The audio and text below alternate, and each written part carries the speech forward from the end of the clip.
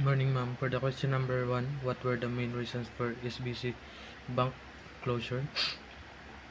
The main reason for SBC bank closure were high-risk lending practices, SBC's aggressive credit strategies, and relaxed credit standard led to a surge in bad loans,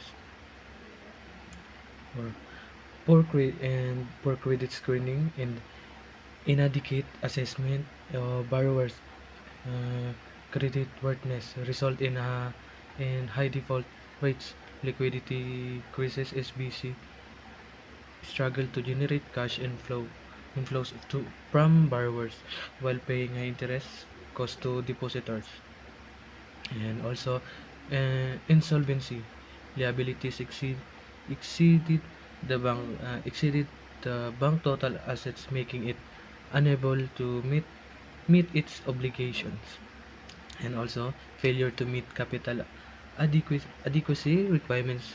SBC's capital adequacy ratio fell below the minimum requirements, and further weakening its financial stability. For question number two, who do you think is are hugely responsible for the bank closure?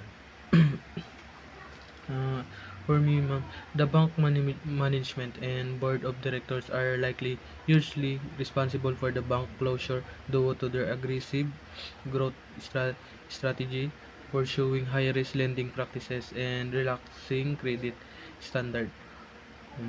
Poor risk management uh, poor risk management failing to implement effective credit screening and risk assessment processes, and also lack of transparency, not disclosing the bank's true financial condition.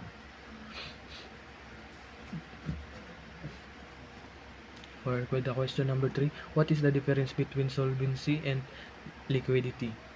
Solvency refers to a company's ability to meet its, its long-term financial obligation, meaning its assets to significant uh, sufficient to cover its liabilities. A solvent company has a positive net worth, and the liquidity on the other hand refers to a company's ability to meet in short to meet its short terms financial obligation, meaning it has enough cash or liquid assets to pay its debt as they fall due.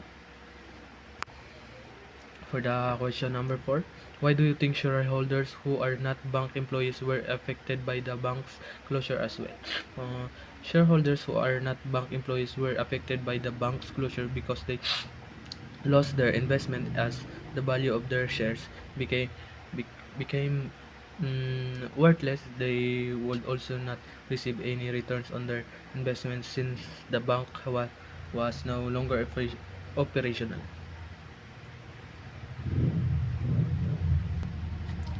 And for the question number 5, who will pay for the 500 million pesos deposit insurance? Uh, the Philippine Deposit Insurance Corporation, PDIC, is responsible for the paying deposit insurance claims up to 500 million per depositors. The PDIC is a government-owned corporation that provides deposit insurance to protect depositors in case of bank failures. For question number 6, why was it that depositors can only recover up to 500 million pesos of their depositors? What will happen if their deposits exceed this amount? Um, the Philippine Deposit Insurance Corporation (PDIC) provides deposit insurance coverage up to 500 million per depositors per insurance bank. This means that depositors can only recover up to 500 million of their deposits if the bank fails if uh if the bank fails. If a depositor's deposits exceed 500 million, the amount above 500 million is considered uninsured. In the event of a bank failure, the depositors may not be able to recover the excess amount. For the question number 7, ma'am, do you think the bank's closure could have been avoided? The bank closure might have been avoided if it had implemented effective risk management practices such as a proper credit screening and risk assessment. Additionally, stronger regulatory oversight from the Bangko Sentral ng Pilipinas could have detected problems earlier and prompted corrective action. A more conservative growth strategy and greater transparency about the bank's financial condition might also have helped prevent the bank's help may might also have helped prevent the bank's downfall.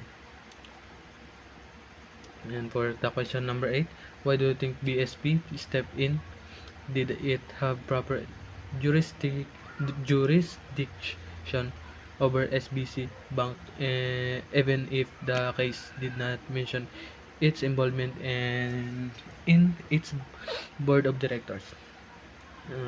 The Bangko Sentral ng Pilipinas, BSP, stepped in because as the central bank and bank regulator in the Philippines, it has the authority to supervise and regulate banks, including SBC banks. The BSP's jurisdic, jurisdiction over SBE banks, SB, is, sorry, no, SBC banks likely stems from the bank's status as a supervised financial institution under the BSP's regulatory frameworks.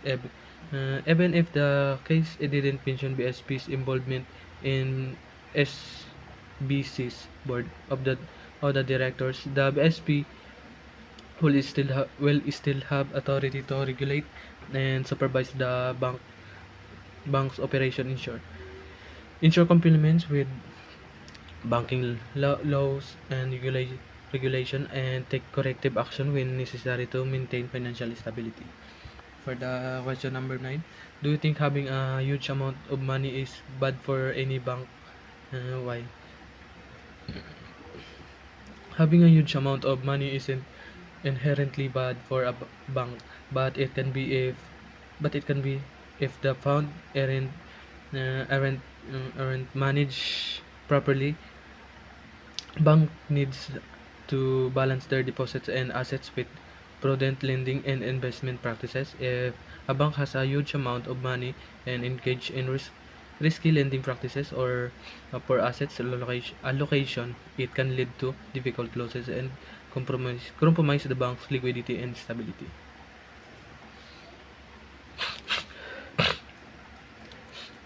And for the question number 10, if you are the manager of the SBC bank and were given the chance to resolve their problem to avoid closure, what initiatives would you propose and why?